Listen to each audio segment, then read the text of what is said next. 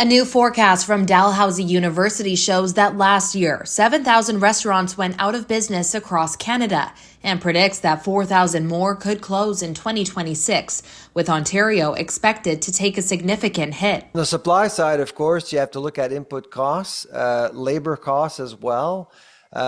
Changes to the temporary workers program obviously are issues for many operators.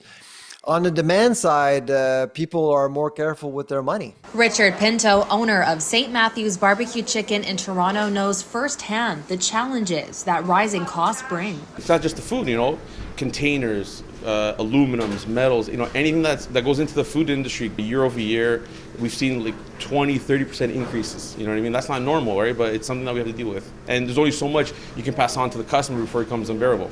The family-run restaurant has been in business for 30 years, but Pinto says not without its hardships. Owning a restaurant is not easy. It's a contact sport.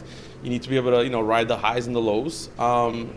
And it's unfortunate because every restaurant has a story, and we've always said that. Everyone has a culture. We've owned the place, like I said, so many years. Customers are like 2-3 generations worth. So, me and my wife made a commitment to this place, and we're doing everything we can to keep it open. The Ontario Restaurant, Hotel and Motel Association says many businesses are still recovering from the pandemic, and some never fully did. Ontario is probably facing a worse issue than the rest of the provinces.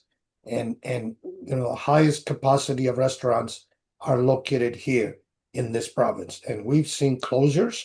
We've talked to operators who just had enough with paying bills and not really bringing dollars down to the bottom line. Meanwhile, business improvement areas across the city are also sounding the alarm.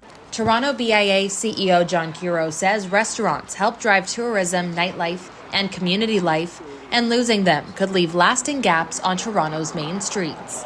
The small business, small restaurants have always been challenged more than the traditional nationals.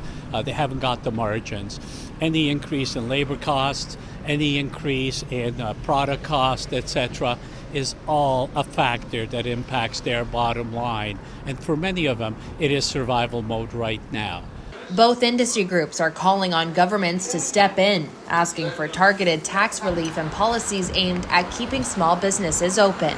Industry leaders warn that without any action, many more restaurants in the city could disappear in the coming year, changing the local food scene and your neighborhoods for good. In Toronto, Catalina Gillies, City News.